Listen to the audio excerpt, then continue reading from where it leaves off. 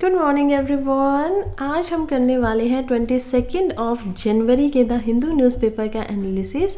और सबसे पहले शुरुआत से पहले मैं आपको बता दूं कि अगर आप लोगों को पीडीएफ चाहिए होगा यहाँ पर जो भी आपको स्क्रीन पर दिखाई दे रहा है, तो आप लोग प्लीज़ कमेंट बॉक्स के अंदर जो पहला कमेंट किया गया है उस पर जाकर टेलीग्राम का जो चैनल है मेरा उसको ज्वाइन कर लीजिए। उसमें यहाँ पर डेली के पीडीएफ अपलोड होते रहते हैं। इसके अलावा इमेजेस और वीडियोज़ जो भी यहाँ पर रेलिवेंट रखता है करंट अफेयर से, वो सब वहाँ पर आपको एज अ लिंक मिल जाएंगे। चलिए अब हम शुरू करते हैं। पहला ही आर्टिकल बात कर रहा है with just 2 speaker a language in Kerala with no script is brink of extension. देखिए क्या बातें की जा रही है कि कैसे एक मेदिका नाम की यहाँ पर लैंग्वेज थी जो अब ख़त्म होने को आ गई है। मेदिका क्यों ख़त्म होने को आ गई, क्या इसकी रेलिवेंस है वो हम समझेंगे। यहाँ पर आप एक फ़ोटो देखिए इस दंपति का। ये केवल 2 आखिरी इंसान बचे हैं जो इस भाषा को आज के समय पर बोल रहे हैं। और ऐसा क्यों हो रहा है? रीज़न फॉर दैट इज़ क्योंकि बहुत सारे जो बच्चे हैं, अब जो इनकी कम्युनिटी है जो कि पहले एक एसटी कम्युनिटी मानी जाती थी यानी कि शेड्यूल ट्राइब थी, उनको धीरे धीरे उनके जो कुछ मेंबर थे वो अब थोड़े थोड़े नंबर में यहाँ से बाहर जाते हैं, फॉरेस्ट से बाहर निकलते हैं और अजीलोड़ा, प्रार्थनांचल, कोकोनामा ऐसी जगहों पर जाकर बस जाते हैं और उनको स्टेटस मिल जाता है एससी कैटेगरी का। अब जो ये कम्युनिटी है, जो इनके यंगस्टर है मलयालम के अंदर जो इस मादिका लैंग्वेज को यहाँ पर बोलते थे, वो अब इसको नहीं बोल रहे हैं। खासकर जो एससी में चले गए हैं वो बच्चे क्या कर रहे हैं, स्कूल्स में जाते हैं। और जब वो स्कूल्स में जाते हैं तो यूजुअली वो वहाँ पर या तो कन्नड़ा बोलते हैं या फिर मलयालम ही बोलना पसंद करते हैं क्योंकि समाज में उनको रहना है। दूसरा रीजन जो फॉरेस्ट के बच्चे हैं वो भी अब मादिका ये जो लैंग्वेज इसको क्यों नहीं बोलना चाहते, क्योंकि कहीं ना कहीं दूसरा कारण है सोशल स्टिग्मा का। देखिए क्या होता है ना कि ये जो कम्युनिटी थी या ये जो भी भाषा ऐसी बोलते थे उन लोगों को ऐसा माना जाता है कि ये वो लोग हैं जो जब किसी की मृत्यु हो जाती है तो उनका जो देह का अंत होता है या जो भी देह को जलाया जाता है, दबाया जाता है, दफनाया जाता है, वो काम इनसे रिलेटेड थे, ये वो काम करते थे। तो इसी वजह से भाषा के साथ में ही एक कलंक जैसा सा जुड़ गया है। सोशली इनको रिस्पेक्ट नहीं मिलती है। दूसरी बात, इनको हमेशा से ही अनटचेबल माना जाता था यानी कि इनको छुआ भी नहीं जाए, अछूत की कैटेगरी में इनको रखा जाता था। तो लोग अब इस भाषा से ही दूर जा रहे हैं ताकि उनके साथ जो ये समाज में ऐसा बर्ताव हो रहा वो ना हो।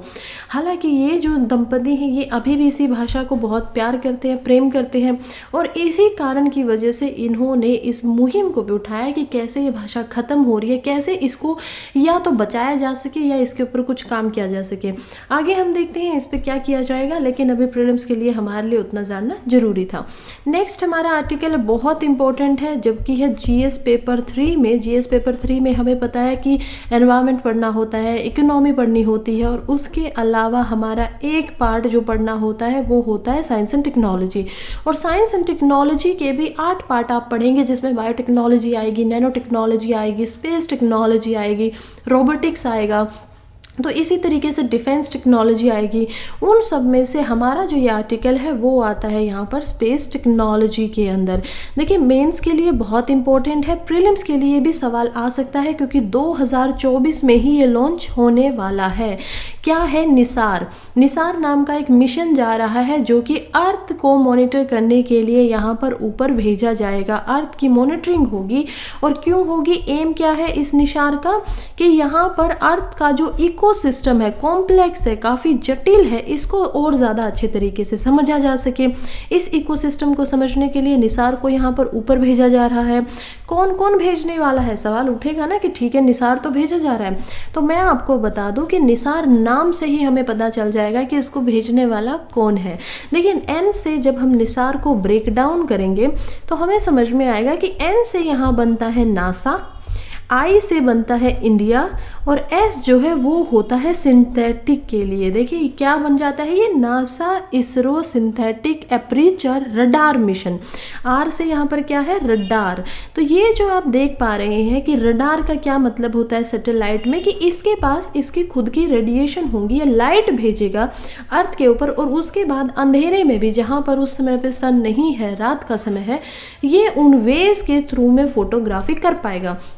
इसमें इंफ्रारेड वेव्स होती हैं, ग्रीन वेव्स होती हैं, जो शायद ह्यूमंस को ऐसे अगर हम देखना भी चाहें तो हमें नहीं पता चलेगा कि यहाँ पर ऐसी कोई लाइट आसमान से आ रही है। इतना आप लोगों को समझ में आ चुका है। तो चलिए प्रीलिम्स के लिए कुछ और इम्पोर्टेंट पॉइंट भी देख लेते हैं, जैसे कि इसका लॉन्च व्हीकल क्या होने वाला है। लॉन्च व्हीकल जो होने वाला है वो यहाँ पर होगा, जो कि हमारा आज का पावरफुल सबसे लॉन्च व्हीकल है। क्या है वो? GSLV। तो GSLV यहाँ पर मार्क 2 M2 यहाँ पर जो है, M का मतलब होता है मार्क, तो M जो होने वाला है M2, ये यहाँ पर एज ए लॉन्च व्हीकल काम करेगा। और लॉन्च व्हीकल को समझते ही आप ये भी समझ गए होंगे, क्योंकि इंडिया का लॉन्च व्हीकल है, तो यानी जो ये लॉन्चिंग होने वाली है वो भी इंडिया के श्री हर कोटा स्पेस सेंटर से होगी, जो कि कहाँ है? आंध्र प्रदेश में है। तो चलिए देखते हैं इसको थोड़ा सा कि कैसे ये काम करने वाला है। स्टार्ट अगर मैं आपको बताऊं तो ये अभी तक हुआ नहीं है लॉन्च, फ्यूचर में अभी आने वाला है, अभी इसकी टेस्टिंग चल रही है। लेकिन जब ये लॉन्च होगा तो कैसे श्रीहरिकोटा से इस तरीके से हमारा जो ये GSLV 3 है मार्क 3, तो इससे ये लॉन्च होगा। ये जो आप साइड में इसका देख पा रहे हैं, ये 4 इसके ऊपर और ऐसे रॉकेट्स लगाए जा चुके हैं ताकि ये पे लोड को ज़्यादा पावर दे सके। अब जब ये जिस दिन उठेगा, अभी तक क्या लॉन्च की डेट बता दी गई है? नहीं, लॉन्च की ऐसी कोई भी डेट नहीं बताई गई है। लेकिन जिस दिन ये जाएगा तो इसका पूरा स्ट्रक्चर ऐसे ही जाने वाला है। देखिए, अब जब ये पहले जाएगा तो पहली स्टेज जो होगी ये क्या करेगा, जो नियर अर्थ ऑर्बिट है जो कि 200 किलोमीटर के अंदर होता है, उसको पार करेगा। और उसको पार करते ही अर्थ के ऑर्बिट से थोड़ा सा एग्जिट करते मिडल में पहुंचते ही ये जो GSLV 3 के पार्ट्स है उनको बाहर ही छोड़ देगा। अब ये एज ए सैटेलाइट, ये जो निसार मिशन पूरा है, ये आप देख पा रहे हैं, ये है हमारा पूरा निसार का स्ट्रक्चर, जिसके अंदर ये रडार सिस्टम आप देख पाएंगे, जिससे रडार नीचे छोड़ी जाएंगी, यानी कि लाइटें जो है, ताकि ये जो आप नीचे अभी देखिए रडार की वजह से ही क्या दिखाई दे रहा है आपको, बहुत ही साफ नीचे का स्ट्रक्चर दिखाई दे रहा है, क्योंकि सन की लाइट यहाँ पर नहीं है। फिर हम देखेंगे कि रडार जो है वो डिप्लॉयमेंट लेगा, थोड़ा सा खुलना शुरू होगा जब 9वां दिन यहाँ पर पहुँच जाएगा, वो लगातार आकाश में रहेगा। और धीरे धीरे धीरे ये क्या करेगा कि जो जियो सिंक्रोनिज़म जो ऑर्बिट होता है उसमें पहुंच जाएगा, और जिस स्पीड से अर्थ यहाँ पर घूम रही है उसी स्पीड से धीरे धीरे निसार का जो मिशन है वो भी घूमना शुरू हो जाएगा। तो ये इस तरीके से यहाँ पर काम करने वाला है। 11 दिन में ये जो सन है उससे काफ़ी दूर चला जाएगा, और 11 दिन के बाद जो डे नाइट वाला साइंस होता है, यानी कि आप देखेंगे कि पीछे अंधेरा हमें दिखाई दे रहा है, इसके अंदर अपनी रडार डालेगा और रडार से समझेगा कि इसमें अभी फ़िलहाल क्या चल रहा है। तो दोनों के लिए काफ़ी इम्पोर्टेंट है, ये नासा के लिए भी इम्पोर्टेंट हो जाता है और हमारे लिए इसरो के लिए भी इम्पोर्टेंट हो जाता है। फिर हम समझते हैं कि मैम आपने अभी ये समझाते टाइम ऑर्बिट्स की बात की, तो ठीक है, हो सकता है किसी को ऑर्बिट्स के बारे में ना पता हो, तो चलिए ज़रा ऑर्बिट्स को भी समझ लेते हैं। ये हमारी प्यारी अर्थ है जो इस तरीके से दिखाई देती है, और इसके ऊपर का जो ये भाग है, वैसे तो ये पूरा गोल यहाँ तक आएगा, क्योंकि ऑर्बिट क्या होते हैं, पूरे राउंड होंगे या पूरे एटमॉस्फेयर में होते हैं। लेकिन अभी मैं आपको आसान बनाने के लिए आगे इसको सिर्फ हाफ इतने से ही दिखाऊंगी, सो दैट आप लोगों को ईजी रहे उसको समझना। देखिए, अब क्या करते हैं ना, सबसे पहले होता है जो ये होता है आपका लो ऑर्बिट, और लो ऑर्बिट जो होता है वो होता है ऑलमोस्ट 200 किलोमीटर तक। अब हमें इससे पहले एक और बात समझनी पड़ेगी कि ये आउटर स्पेस क्या होता है। हमें पता है स्पेस है, उसके बाद आउटर स्पेस क्या है। देखिए, स्पेस भी जो है ना वो 2 कैटेगरीज में बांटा हुआ है। यहाँ पर जो आप एक और लाइन देख पाएंगे जिसको कर्मलीन लाइन बोला जाता है, ये लाइन होती है यहाँ पर 100 किलोमीटर के ऊपर, यानी कि ये होती नहीं है, हम लोगों ने इसको बना दिया है। अब एक ट्रीटी करवाई गई थी 1967 के अंदर, पीस ट्रीटी होती है, आउटर स्पेस ट्रीटी के नाम से उसको जाना जाता है। और उस ट्रीटी के अकॉर्डिंग जो ये इससे ऊपर का जितना भी स्पेस है वो किसी भी यहाँ पर कंट्री का स्पेस नहीं है, रेदर वो पूरे अर्थ पर पूरे ह्यूमैनिटी का स्पेस यहाँ पर माना जाएगा। और यही इसी 100 किलोमीटर से ऊपर क्या होता है, आउटर स्पेस यहाँ पर होता है। आप इन चीज़ों के नोट्स भी बना सकते हैं साथ में बैठकर, क्योंकि ये बहुत इंपॉर्टेंट चीज़ें हैं। स्टैटिक का पोर्शन है जो सभी को एटलीस्ट मेंस में पता होना चाहिए, या फिर अगर बाद में भी आते हैं तो पता होना ही चाहिए इन सारी बातों का। चलिए अब हम देखते हैं कि इसके बाद क्या होगा। ठीक है, हमें समझ में आ गया है कि ये क्या है, लो अर्थ ऑर्बिट है। अब जब हम सेकंड यहाँ पर स्टेज पर जाएंगे तो सेकंड कैटेगरी में हम देख पाएंगे कि इसके बाद जो आएगा वो आएगा यहाँ पर लो अर्थ ऑर्बिट, तो ऊपर क्या था ये नियर अर्थ ऑर्बिट, यानी कि अर्थ के काफ़ी नज़दीक है, कैल्विन लाइन के भी काफ़ी नज़दीक है। तो जो लो अर्थ ऑर्बिट होगा वो होगा यहाँ पर 200 से 2000 किलोमीटर के बीच में, यानी कि इतने में कोई सैटेलाइट वगैरह जो यहाँ पर छोड़ी जाएंगी वो इसी के साथ साथ घूमती रहेंगी। और ज़्यादातर कौन सी सैटेलाइट इसमें छोड़ी जाती हैं, रिमोट सेंसिंग सैटेलाइट्स को यहाँ पर ज़्यादातर छोड़ा जाता है, जो कि हमें पता ही है कि हमारी भी जो सैटेलाइट है वो कौन सी होने वाली है, निसार के साथ में, वो भी रिमोट सेंसिंग होने वाली है। उसके बाद क्या आएगा, उसके बाद हम देखेंगे कि एक और लाइन है, और ये कौन सी लाइन है आउटर स्पेस के अंदर, इसको बोला जाता है मीडियम अर्थ ऑर्बिट, यानी कि मीडियम अर्थ पे ऑर्बिट कर रहा है। और ये कहाँ होता है, ये होता है 2000 किलोमीटर से लेकर 20,000 किलोमीटर तक। और जो सबसे इंपॉर्टेंट है, द मोस्ट इंपॉर्टेंट इन सभी में, वो हम देख पाएंगे कि सबसे ऊपर की लाइन है जो कि है यहाँ पर जियो स्टेशनरी। क्यों बोलते हैं इसको जियो स्टेशनरी, क्योंकि ये एक ऐसी लाइन है जो जहाँ पर हमारी अर्थ एक साथ घूम रही है जिस भी स्पीड में, जैसे कि अगर मैं आपको अर्थ को राउंड करके दिखाऊं, देखिए कैसे हमारी अर्थ इस स्पीड में घूम रही है, ये सेम उसी स्पीड में जो सैटेलाइट यहाँ पर होगी, कोई भी सैटेलाइट, वो सेम उसी स्पीड के अंदर अर्थ के साथ साथ घूमती हुई चलेगी। और जब कोई भी सैटेलाइट्स घूमती है, जब कोई भी दो चीज़ें मूव कर रही हैं और वो सेम स्पीड के अंदर मूव करती हैं, तो हमें पता है कि कैसे वो स्टेशनरी दिखाई देती हैं एक दूसरे को, कि दूसरी जो चीज़ है वो रुकी हुई है। क्या ये फिजिक्स के लॉ है। अब जियो स्टेशनरी कहाँ पर होता है, जियो स्टेशनरी होता है यहाँ पर 36,000 किलोमीटर अवे, 36,000 किलोमीटर जो इंडिया, यहाँ पर हम देखेंगे अर्थ से, यहाँ पर ये होता है। और इसी का दूसरा नाम है हाई अर्थ ऑर्बिट, यानी कि ये अर्थ के सबसे हाईएस्ट पॉइंट। और इसके बाद क्या होगा, अगर कोई जियो स्टेशनरी को पार कर जाता है तो यानी उसने क्या किया कि जो अर्थ का ऑर्बिट है वो उससे बाहर निकल गया। तो ये हमें समझ में आते हैं। अब और तरीके से भी ऑर्बिट होते हैं, जैसे कि अब सैटेलाइट्स को छोड़ना है तो पोलर ऑर्बिट होगा। पोलर ऑर्बिट क्या होगा, हमें पता है कि पोल्स के अराउंड वो सैटेलाइट घूमेगी, यानी कि वो पीछे से भी अर्थ के इस तरीके से आएगी और आगे से भी जो पोल है, पोल कहाँ है, 90 डिग्री साउथ पे पोल होता है। और ऊपर हम देखेंगे यहाँ पर 180 डिग्री पे भी, हम नहीं सॉरी 90 डिग्री जो नॉर्थ है वहाँ पर भी क्या होगा, आपके पोल दिखाई देंगे। बिल्कुल ये सही हमें समझ में आता है कि अर्थ जो है वो कितने डिग्री में यहाँ पर पूरी है। यहाँ पर अर्थ जो हमारी होती है वो होती है 360 डिग्री में। तो जो 90 डिग्री का आप यहाँ पर देख पाएंगे एंगल, ऊपर भी और नीचे भी, इसके साथ साथ जो सैटेलाइट ऊपर जाएगी इनके साथ साथ जो घूमेंगे। अब जियो स्टेशनरी को आप देखिए, जब अर्थ यहाँ पर इस रोटेशन में घूम रहा है तो उसी समय पे हमारा जियो स्टेशनरी भी ऐसे ही घूम रहा है। लेकिन ये सैटेलाइट क्या होंगे कि अर्थ घूम रहा है ऐसे, लेकिन ये सैटेलाइट्स कुछ इस तरीके से आज से पीछे ऊपर नीचे ऐसे जाती हुई हमें दिखाई देती हैं, जिनको पोलर सैटेलाइट्स बोला जाता है, पोलर ऑर्बिट भी बोला जाता है। ऑलरेडी हम इस आर्टिकल में सब कुछ समझ चुके हैं। अब हमें आगे बढ़ना चाहिए, देखते हैं जो कि आर्टिकल है वो है पोस्ट ऑफिस एक्ट के बारे में। देखिए क्या बात की जा रही है कि आर्टिकल लिखा गया है आरवी विज द्वारा, जो कि फॉर्मर आईपीएस ऑफिसर रह चुके हैं, और ये बोल रहे हैं कि कैसे जो पोस्ट ऑफिस एक्ट यहाँ पर नया आया है उसने एक तरीके से एक पावर दे दी है इंटरसेप्शन की। क्या पावर दी गई है, देखिए इंटरसेप्शन क्या होता है, किसी भी चीज़ की जांच कर लेना पहले ही। अब पोस्ट ऑफिस में कोई भी इंसान क्या भेजेगा, कोई भी पोस्ट के तरीके से सामान भेजेगा, कोई चिट्ठी भेजेगा, लेटर भेजेगा, या फिर एनीथिंग जो उनको सफिशिएंट ठीक लगता है कि पोस्ट ऑफिस के जरिए उसको दूर जगह तक भेजा जा सकता है क्योंकि कम खर्च आएगा। लेकिन क्या होता है ना कि पहले ऐसा ही एक एक्ट था। अब इसमें जो आपने सामान भेजा है उस एक्ट के तहत वहाँ पर एक आर्टिकल दिया जाता था। कौन सा एक्ट था, उस एक्ट को यहाँ पर बोला जाता था पोस्ट ऑफिस एक्ट 1898। सबसे पहले इसको इंट्रोड्यूस किया जाता है। इसी के साथ साथ में इंडिया का जो टेलीग्राफ एक्ट है उसको भी यहाँ पर 1885 के अंदर इंट्रोड्यूस किया जाता है। उसके अलावा हम देखेंगे कि यहाँ पर इंडिया का वायरलेस टेलीग्राफी एक्ट भी आता है जो आया था 1933 के अंदर।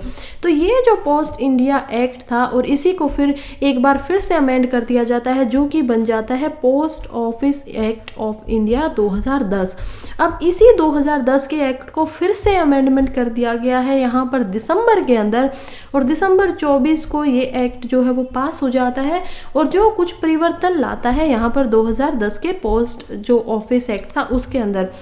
अब इन्हीं परिवर्तनों में से एक परिवर्तन है जांच को लेके, यानी कि जो ये इंटरसेप्शन हो रहा है इसमें क्या बोला गया है कि अगर आपका कोई भी सामान मान लीजिए गुम जाता है तो उसमें जो पोस्ट ऑफिस के ऑफिसर्स हैं उनको यहाँ पर कोई भी ऐसे उनको वैलिड हम नहीं ठहराएंगे। इसके अलावा डिले हो रही है आपके सामान को पहुँचने में, वो भी हम उसका जो यहाँ पर कारण है, रीज़न है, उसको ऑफिसर को नहीं ठहराएंगे।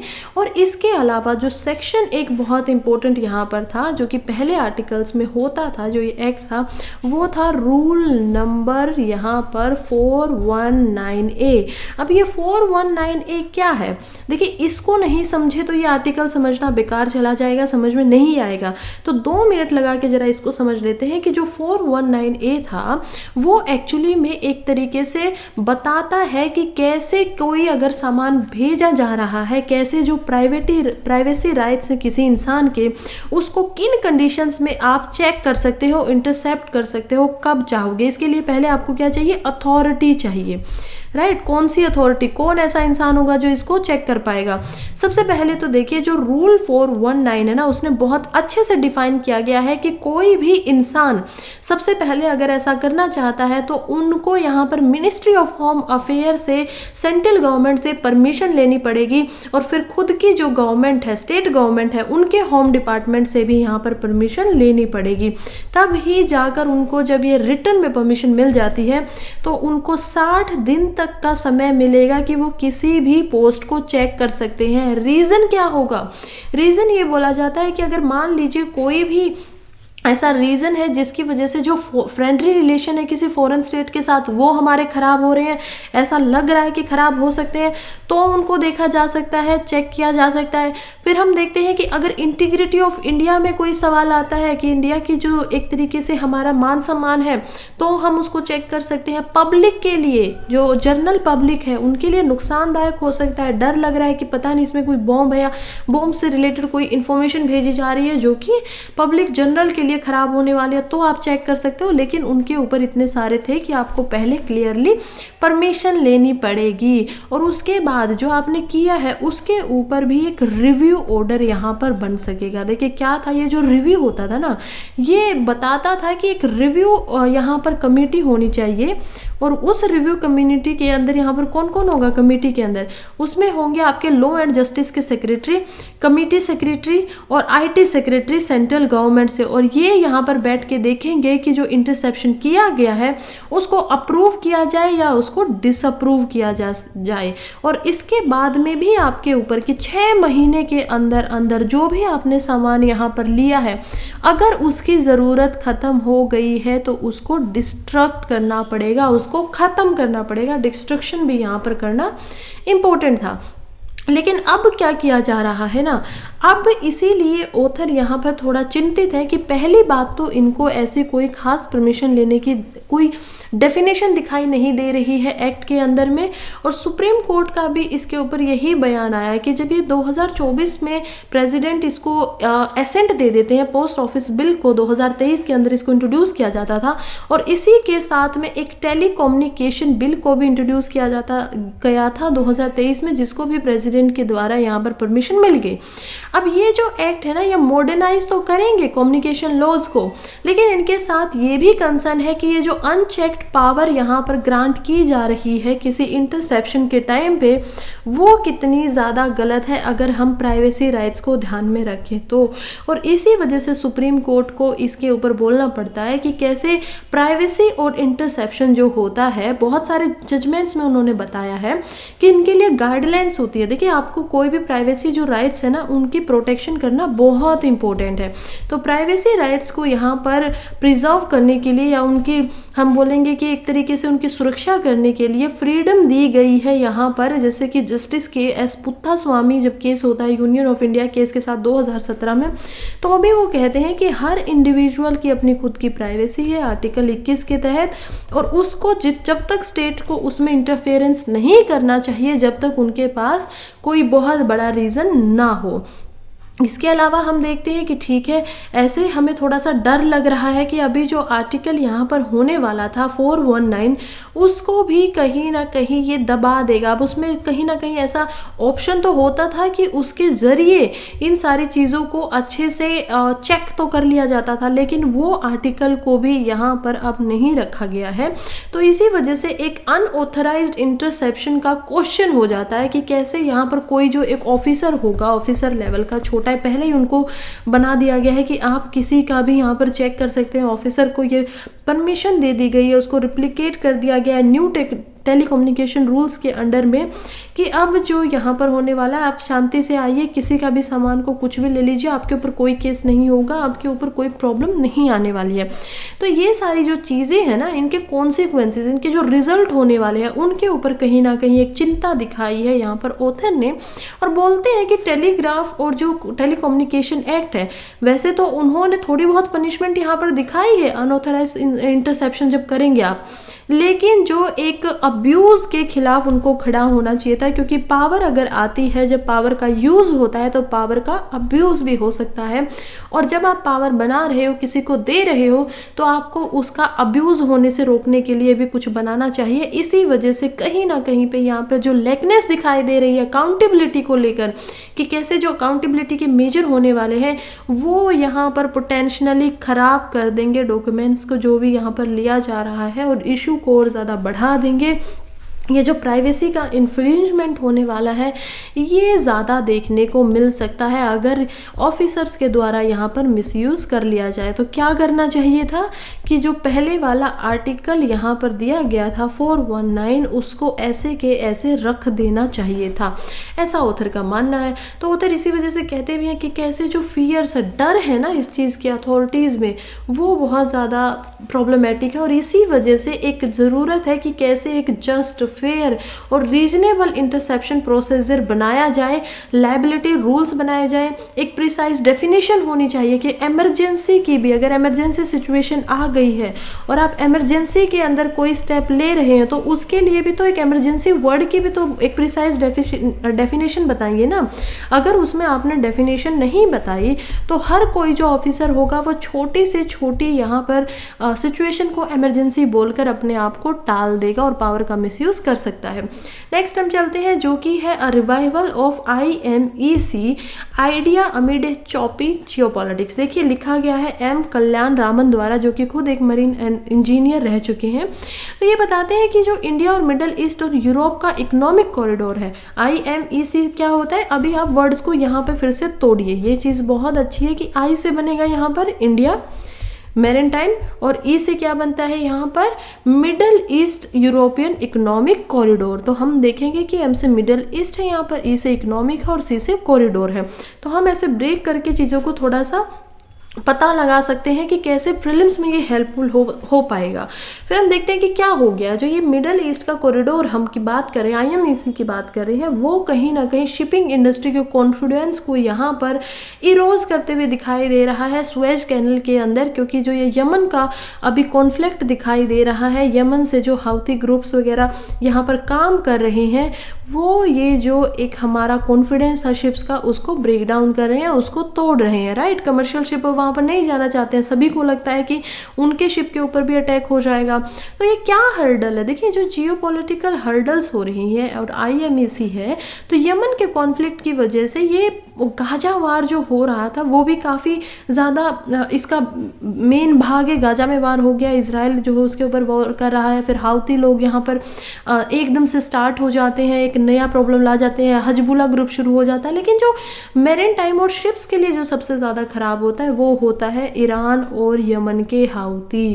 ये जो ग्रुप है ये यहाँ पर बिल्कुल भयंकर, इन्होंने एक आतंक मचाया हुआ है पूरे के पूरे ये जो अरेबियन सी हम देख पाएंगे इसके अंदर। और इसी वजह से कहीं ना कहीं जो ये पॉलिटिकल टेंशन हो रही है गाजा वार की वजह से, वो हमें ट्रेड के ऊपर भी दिखाई दे रही हैं। जो रेट है ट्रेड का वो बढ़ रहा है, डिलेज हो रही है चीज़ों के अंदर, तो ये सब कुछ हमें दिखाई देता है। फिर हम देखेंगे कि क्या क्या चेंजेस आए हैं वेस्ट एशिया के। अगर पॉलिटिकल लैंडस्केप को देखें तो ये समझ में आता है कि कैसे जो वेस्ट एशिया है वो पोस्ट गाजा वार के बाद में शायद थोड़ा सा चेंज हो हो जाएगा। जैसे कि यहाँ पर हर्ष पंत जी का एक एग्जाम्पल दिया है, जो कि वाइस प्रेसिडेंट रहे हैं ऑब्जर्वर रिसर्च फाउंडेशन के। वो बताते हैं कि कैसे कुछ कंट्रीज, देखिए जैसे टर्की जैसे कुछ कंट्रीज है ना, वो करंटली अभी IMEC प्रपोजल को यहाँ पर छोड़ चुकी हैं ऑलरेडी। अब जो ये IMEC का हमने प्रपोजल बनाया है, इसमें क्या था कि हम यहाँ पर यूरोप से होते हुए, सॉरी मुंबई से जाते हुए हम क्या करेंगे कि वेस्ट एशिया में बनेंगे, और वेस्ट एशिया से ईरान, यहाँ पर सऊदी अरेबिया, इजराइल, और उसके बाद डायरेक्टली पहुँच जाएंगे यूरोप के मेडिटेरियन सी के अंदर। तो ये एक हमारा पूरा प्रोजेक्ट है, इसको प्रपोज किया गया है, बहुत सारी कंट्रीज इसमें आ भी चुकी थी, लेकिन धीरे धीरे अब इस प्रपोजल से, इन सारी कारणों की वजह से ऐसा लग रहा है कि जो कंट्रीज हैं शायद इसको छोड़ सकती हैं और वो अल्टरनेटिव की तरफ जा सकती हैं।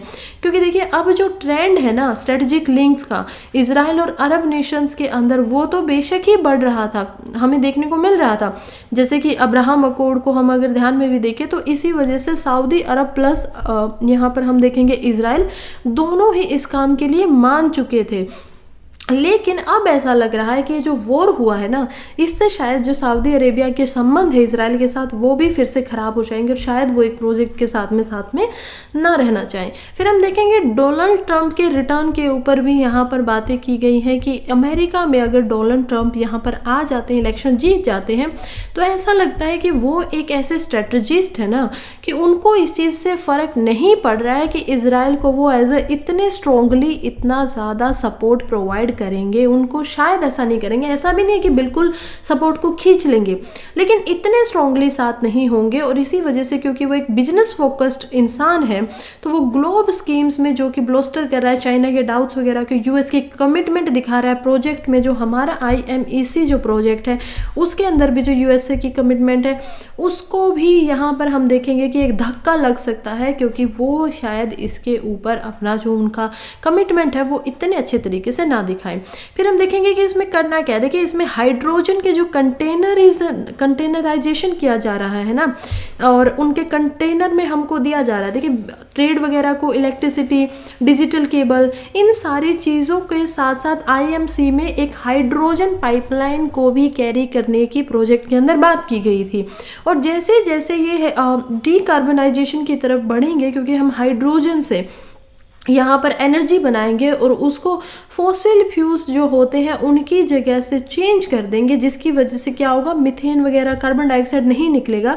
तो इन्हीं कारणों की वजह से हाइड्रोजन को as a green fossil fuel भी बोला जाता है कि ग्रीन ये क्या है, एक एनर्जी है।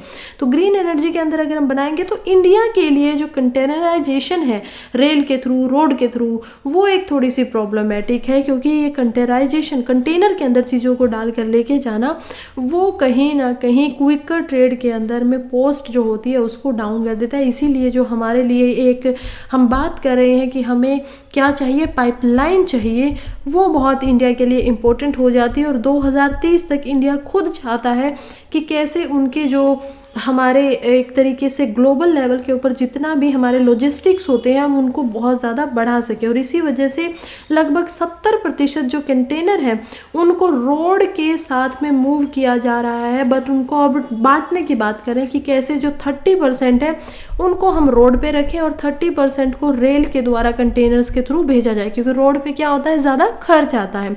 और रेस्ट जो बच गए हैं, बचे हुए जो 60 यहाँ पर 40% जो बच गया है, उसको हम देखेंगे कि इनलैंड शिपिंग करवाई जाए। कैसे, जैसे कि वाटरवेज होते हैं, कोस्टल शिपिंग होती है, तो ये इंडिया के ऊपर जो खर्चा आता है इतना ज़्यादा कंटेनरों की वजह से, उसको कम कर देगा। खैर यहीं पे हम आगे समझते हैं कि एक हाइफा एंड IMC की भी बात हो रही है कि कैसे जो IMEC है उसकी सक्सेस ये भी रिक्वायर करती है कि जो हाइफा शिपिंग कैपेसिटी है इसको दी गई है, वो इंडिया के मेजर पोर्ट्स के ऊपर करंटली अभी काम कर रही है। और जो मुद्रा अडानी ग्रुप है उसको भी कैपेसिटी बिल्डिंग के लिए यहाँ पर इन्वॉल्व करवाना चाहिए, जो पोटेंशियली हाइफा को एक प्रोमिनेंट गेटवे बना देगा इंडिया के वेस्ट वर्ल्ड एक्सपोर्ट के लिए। फिर यहाँ पर कुछ पॉसिबल टेम्पलेट भी दी गई है कि कैसे पॉसिबली अभी क्या किया जा सकता है। तो पॉसिबली क्या किया जाना चाहिए, अम्मार मलिक एक Chinese development finance programme lead कर रहे हैं जिसको एड डाटा बोला जाता है, और यूएसए ने इसको सजेस्ट किया है। अम्मार मलिक इसी बात को बताते हुए कहते हैं कि यूएस, यूरोपियन और जो सऊदी फाइनेंशियल है ना, वो इंडिया के साथ में जुड़ चुके हैं अपनी कैपेसिटी को इम्प्लीमेंट करने के लिए। और यही बहुत ज़्यादा इम्पोर्टेंट है कि कैसे जो अडानी पोर्ट से कोलंबो वगैरह में डीप वाटर कंटेनर वगैरह जो बनाए गए हैं, ये सब एक साथ आ जाए और इंडिया का करंट जो कंटेनर एक्सपोर्ट है उसको और ज़्यादा बढ़ाए। अभी सिर्फ 1/10 है, उसको बढ़ा के 1/3 तक लेकर आना पड़ेगा।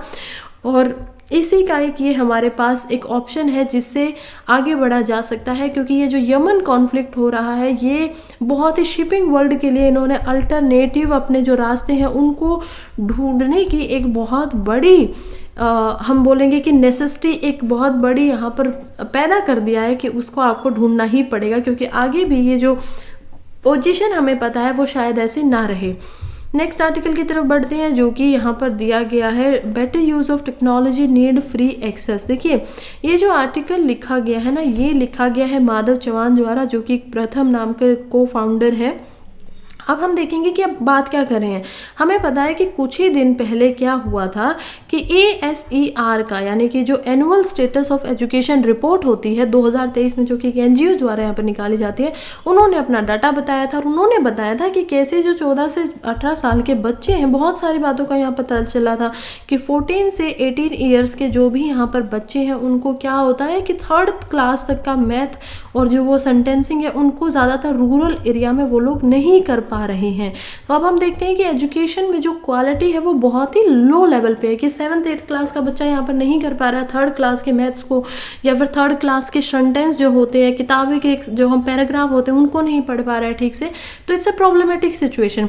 इन्हीं के यहाँ पर सोल्यूशन के लिए इन्होंने आर्टिकल लिखा, और सोल्यूशन में ये बताते हैं कि कैसे जो एक स्मार्टफोन है ना, उसके ऊपर से हम टेक्नोलॉजी को इंडल्ज करके फ़ोन के जरिए यूथ को थोड़ा सा और कैपेबल बना सकते हैं।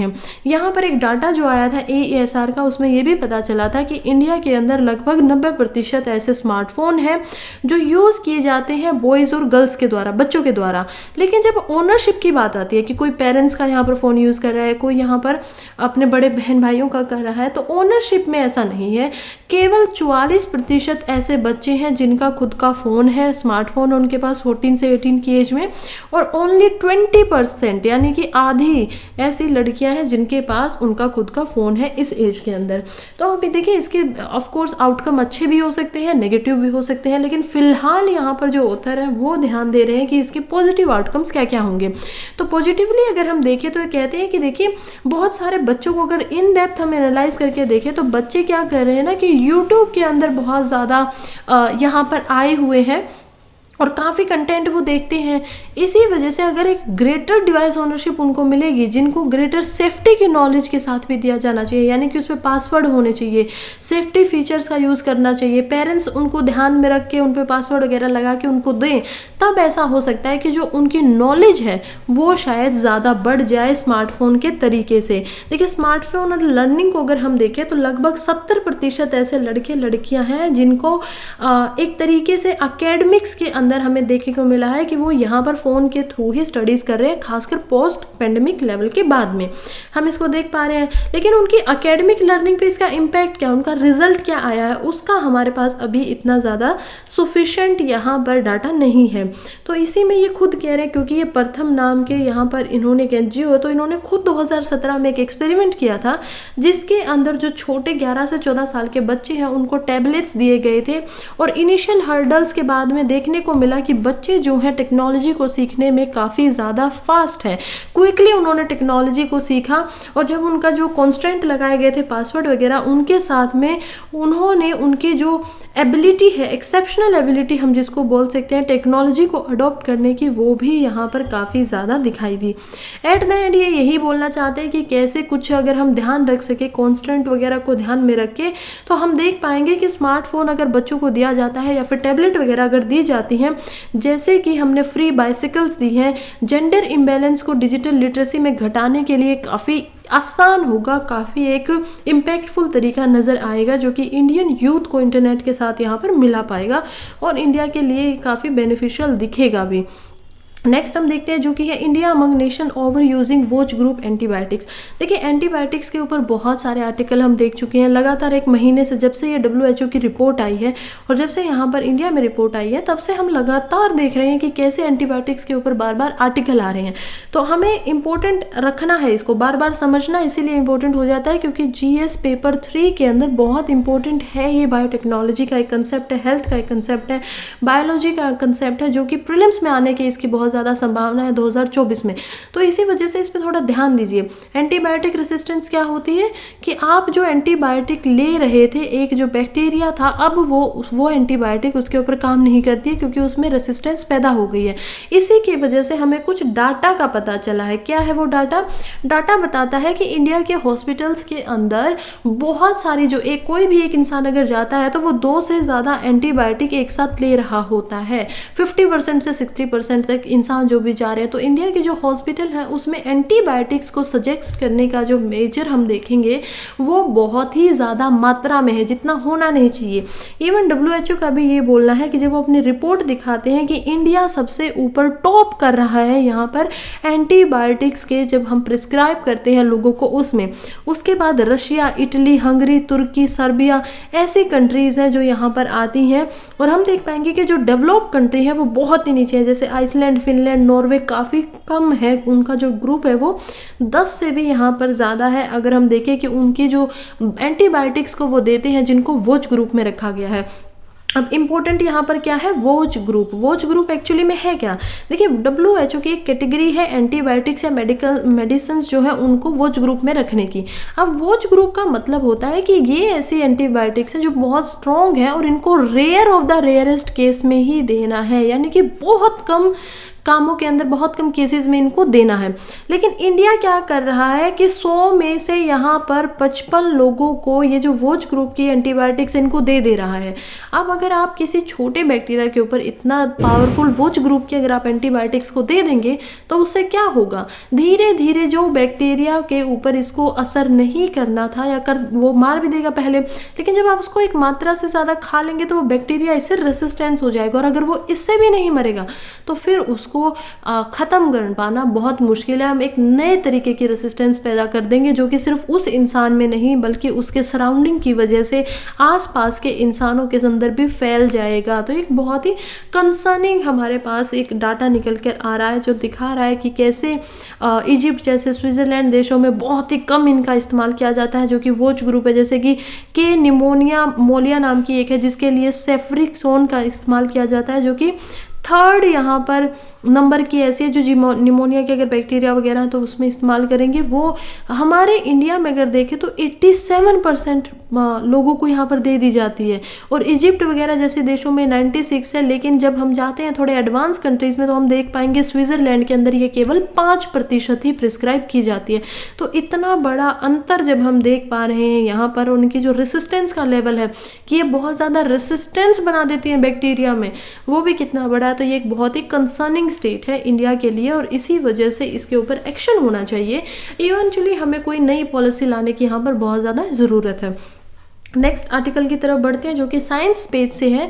पहला आर्टिकल बात कर रहा है mosquito fish used to fight mosquitoes has become invasive in India. देखिए इंडिया के अंदर यहाँ पर जो फिश को हम मॉस्किटोज को फाइट करने के लिए लेकर आए थे वो अभी इन्वेसिव हो गई है। सबसे पहले 2 चीज़ें हैं। पहली बात तो कि मॉस्किटो फिश क्या है। अब मॉस्किटो फिश के नाम से समझ में आ रहा है कि ये एक ऐसी प्रजाति है जो या तो मॉस्किटोज को खा रही है या फिर उनके साथ सस्टेन करके रह रही है। तो मॉस्किटो फिश जो आप यहाँ पर देख पाएंगे एक फिश है जिसका नाम होता है गोम्बूसिया। तो ये जो यहाँ पर हम देख पाएंगे गोम्बूसिया, ये एक ऐसी फिश है जो आपका यहाँ पर मॉस्किटोज का जो लार्वा होता है पानी के अंदर, जो वहाँ पर उसको मलेरिया वगैरह को रोकने के लिए इनको इंट्रोड्यूस किया जाता है और ये उनको खा जाते हैं, उसके लार्वे को ही खा जाते हैं। तो अब यहाँ पर क्या होगा कि जो प्रोडक्शन है वही रुक जाएगा। अब प्रोडक्शन रुक जाएगा तो ये हेल्पफुल होगा एलिमिनेट करने के लिए बहुत सारी बीमारियाँ को, जिसमें कि मलेरिया, मलेरिया, डेंगू, ये सारी बीमारियां आती हैं। खास करके इनको जो लेक हैं, छोटी छोटी जो ऐसी जगह है उनमें छोड़ दिया जाता है। बहुत सारी ऐसी स्टेट्स हैं, हम देखेंगे उड़ीसा, आंध्र प्रदेश, पंजाब, इवन हरियाणा के अंदर इसको छोड़ा गया है। उससे अलग अगर हम देखें तो राजस्थान में भी इसको छोड़ा जा चुका है। लेकिन उसके बाद कुछ ऐसा पता चला कि WHO ने बहुत पहले इस बात को समझ लिया था कि 1928 के अराउंड में जब ब्रिटिशर इनको छोड़ रहे थे, सबसे पहले स्टार्टिंग में उन्होंने इसको इंडिया के अंदर इंट्रोड्यूस भी करवाया। उसके बाद के लगभग 60 साल बाद 1982 में बायोडाइवर्सिटी अथॉरिटी जो है नेशनल इंडिया के यहाँ पर, उन्होंने इसको संभाल लिया और WHO ने भी इसको बोल दिया कि ये जो गैम्बूसिया है मस्कीटो कंट्रोल एजेंट के तरीके से, ये कहीं ना कहीं इन्वेसिव है। यानी कि ये क्या करती है, सिर्फ मॉस्किटोज को नहीं खा रही है, बल्कि जिस भी एनवायरनमेंट में ये रह रही है और उसके जो नेटिव स्पीशीज जो वहाँ पर बहुत पहले से रहते थे, ये उनको भी ख़त्म करके इस पूरे की पूरी जगह पर क्या करती है, डोमिनेट कर लेती है, खुद को ही बार बार बनाने लगती है। क्योंकि जब हम बाद में 2018 में भी ऐसा किया गया, जो कि गवर्नमेंट ऑफ इंडिया है और हमारी जो बायोडाइवर्सिटी अथॉरिटी है, उन्होंने खुद इसको बोला कि ये क्या है, एक तरीके से इन्वेसिव स्पीसीज है। यानी कि उन चीज़ों को ये खा जाती है जहाँ पर भी जाती है, जहाँ पर भी वहाँ पर पहले रहने वाले जो भी यहाँ पर थे, राइट, नेटिव जो फिशेज हो सकती हैं, कुछ भी हो सकता है, जैसे प्लांट इन्वेसिव होते हैं, फिश इन्वेसिव है, जो भी इसके आसपास अदर फिश है ये उसको बिल्कुल ख़त्म कर देगी। तो हम ये देख पाएंगे। उसके अलावा हम देखते हैं कि फिर गवर्नमेंट ऑफ इंडिया इसको रोक क्यों नहीं पा रही है, क्यों कंट्रोल नहीं कर रही है। क्योंकि देखिए अभी क्या हो रहा है ना, यूज़ हो रहा है इनका, इतनी सारी फाइंडिंग आने के बाद भी गवर्नमेंट और जो नॉन गवर्नमेंट ऑर्गेनाइजेशन है इंडिया के अंदर, वो कंटिन्यूसली इसका यूज़ कर रहे हैं मॉस्किटो कंट्रोल के लिए, और इसी के ऊपर स्ट्रिक्टर इन्फोर्समेंट की ज़रूरत है। तभी तो इसको यहाँ पर लिखा गया है कि क्यों बार बार, क्यों यहाँ पर बता रहे हैं कि आपका जो आर्टिकल है उसमें बता रहे हैं लिख कर कि ऐसा हो रहा है, ऐसा हो रहा है, सो दैट यहाँ पर जो ध्यान है सभी का इसकी तरफ जा सके और इसको रोका जा सके। और इन्वेसिव को रोकना क्यों जरूरत है, क्योंकि इकोसिस्टम को पूरा चेंज कर देगा ना। आपका नेचर ऐसा, आप इन्वेसिव हो, आप अपने आप को वहाँ पर बना लोगे, वहाँ का जो इकोसिस्टम था आप उसको बिल्कुल बदल के रख दोगे, तो ये ओवरऑल जो एक इकोसिस्टम है जो एक चला आ रहा है उसके लिए काफ़ी खतरनाक होता है, अच्छा नहीं होता है। इसीलिए चाहे इन्वेसिव पौधे हों, चाहे इन्वेसिव कोई एनिमल हो, क्रिएचर हो, कोई भी हो, वो अगर इन्वेसिव नेचर का है तो उसको आपको नहीं रखना चाहिए। फिर हम देखते हैं कि देखिए अभी इफेक्टिव कंट्रोल करने की बहुत ज़रूरत है मॉस्किटो फिश की पॉपुलेशन का, जो कि बहुत ज़्यादा बढ़ रही है। मल्टी डायमेंशनल सॉल्यूशन इसके लिए लाने पड़ेंगे, क्योंकि इसमें सिर्फ हमें ऐसा नहीं है कि गैम्बूसिया को हटाना पड़ेगा या फिर पोई इकिलिया नाम की अदर जो एक फिश है उसको हटाना पड़ेगा, बल्कि यहाँ पर लोकल और अल्टरनेटिव सॉल्यूशन लाने पड़ेंगे। अगर आप इनको हटा देंगे और फिर मॉस्किटो होते हैं, फिर मलेरिया होते हैं, तो शायद लोकल पॉपुलेशन बोलना शुरू कर दे कि देखिए ये क्या कर दिया आपने हमारे लिए गलत किया है, आपको ऐसा नहीं करना चाहिए था।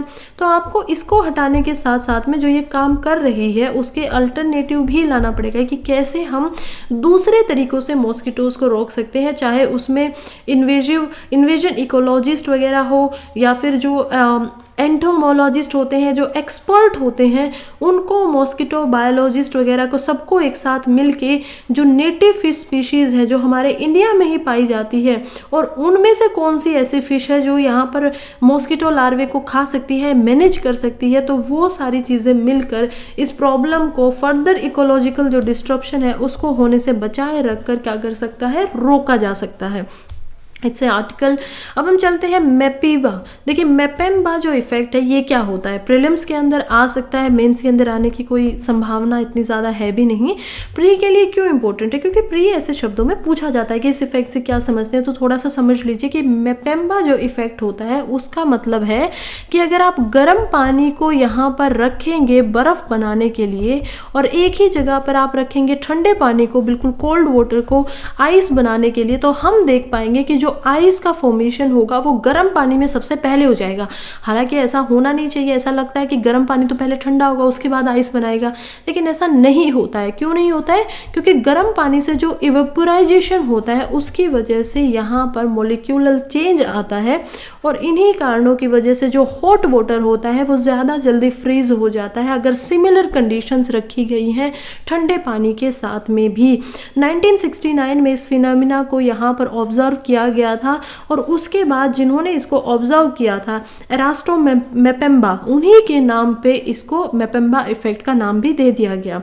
हालांकि एरिस्टोटल, फ्रांसिस बेकन, रेने, उन्होंने भी इस इफेक्ट के बारे में सेंचुरीज के पहले ही बातें कर दी थी, लेकिन क्योंकि ये रिसर्च में प्रूव अब हो पाया और साइंटिस्ट की अटेंशन रिसेंटली गई तो इसको ऐसा माना जाता है। जैसे आप कई बार देखेंगे कि क्या होता है जब एवापोरेशन होता है ना वॉर्म्स के अंदर, आपके शरीर के अंदर जब पसीने आते हैं बाहर से, अंदर से बॉडी से पसीने आके बाहर आ जाते हैं बोर्ड पे, तो हम देखते हैं कि जब वो थोड़ा सा टाइम लेकर वार्मर हो जाता है, वार्मर वाटर, तो हम देखेंगे कि वो हीट जो है वो कन्वर्ट हो जाती है एंडोथर्मिक में, यानी कि अब जो हीट निकल कर आई थी, जो पसीना आपके ऊपर आया हुआ था, वो क्या करेगा, आपको ठंड प्रदान करेगा, राइट, आपको कोल्ड सेंसेशन देगा। वैसे ही जो गर्म पानी होता है उसके बाहर जब ये एवापोरेट होके कुछ लग जाते हैं तो ये दूसरी तरफ से इफेक्ट करते हैं। अब ये ग्लास के और ग्लास के बाहर से कोल्डिंग इफेक्ट डाल रहे हैं अंदर की तरफ पानी के ऊपर, तो इसी वजह से ध्यान रखिएगा व्हाट इज मेपेम्बा इफेक्ट। चलिए यहीं पे आज का हमारा न्यूज़पेपर ख़त्म होता है। Thank you so much for being here, अभी तक जो भी मेरे साथ जुड़े हुए हैं। और अगर ऐसे ही डेली का न्यूज़पेपर का एनालिसिस देखना चाहते हैं तो चैनल को सब्सक्राइब कर दीजिए, वीडियो को लाइक कर दीजिए, पसंद आएगा तो मुझे उससे हिम्मत मिलेगी। And thank